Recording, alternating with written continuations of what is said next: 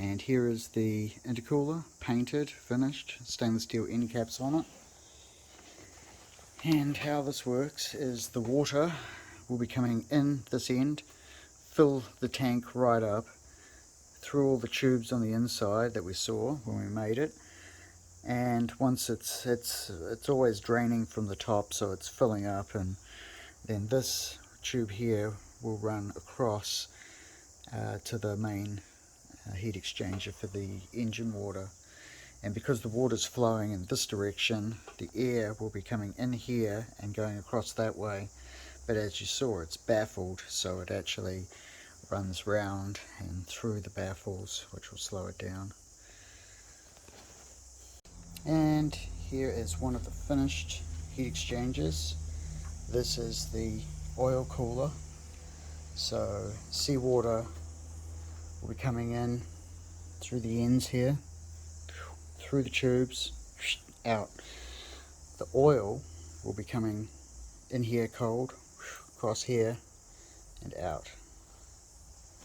And so the oil cooler doesn't overcool, we'll be using this thermostat to regulate the temperature of the oil so it doesn't run too cold, which can cause bearing damage and probably other things too, engine wear. So the decision was made to put a sea strainer in the system, and for this purpose we purchased the Vetus sea strainer. However, we were told that the volume and pressure of water coming into the system would be too much and the plastic lid would blow off, and next thing you know we're going to have salt water over everything. So the decision has been made to make a stainless steel one. I'm going to use the strainer basket and the O-ring from the Vetus sea strainer and fabricate the rest in stainless steel. We will also incorporate a fuel cooler into the design. Okay, we're starting out with schedule pipe for the main body, and we're adding some 10mm square section, square bar at the top and welding it on.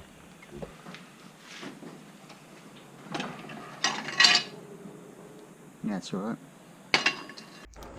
Then off camera, on the lathe, I've machined some grooves into it to give it more surface area, so when the petrol is flowing around it, it cools it better, so there'll be more surface area.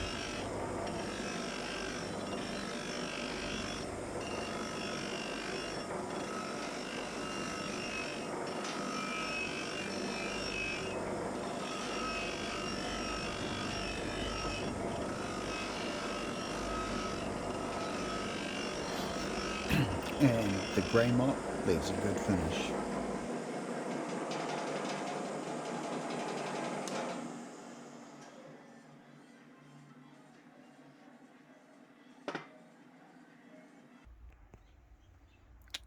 I've reduced the ends on some 1.5mm tube for the outer case, or the outer jacket, which the petrol will be running through. I'm using 1.5" tubing for the intake for the water into the strainer, and then out again all the way to the water pump, where it reduces to 1.25" right at the pump itself.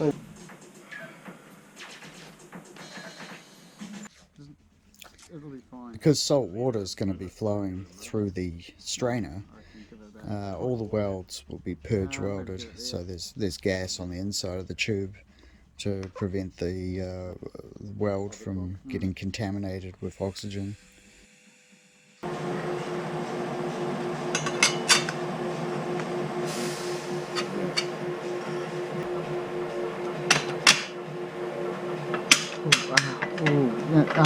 The unevenness of it. You're going to tape that hole? What? You're going to tape.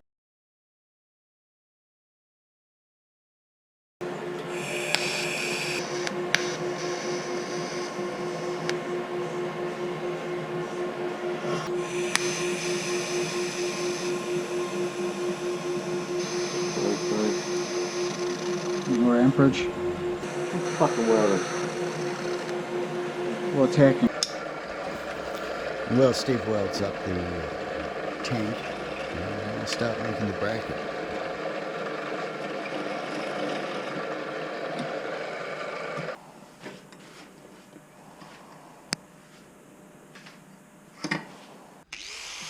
Slotting one side of the bracket so that it's easier to fit.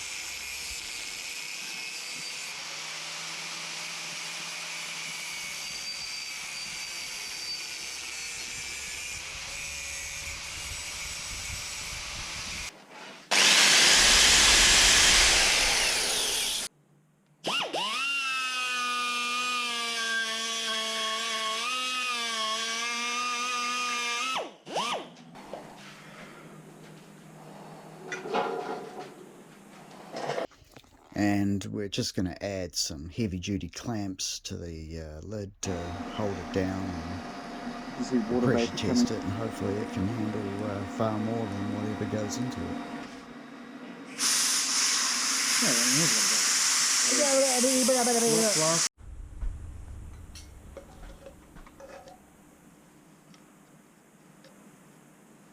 This is a bit tight.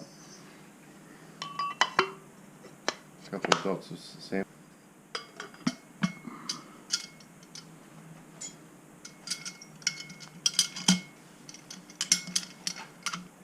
Three, two. Very nice. Really happy with the finish that we got on this. So next up we're just going to fit it. Alright, okay, I know what size it is.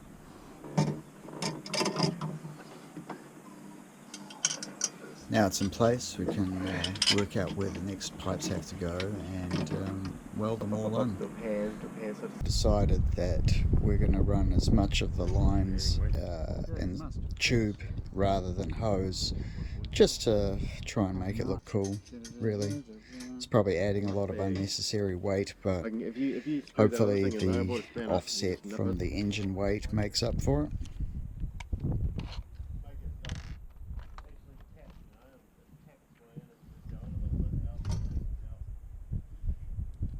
So the pipe that goes to the water pump, we've jacketed, and that will act as the power steering cooler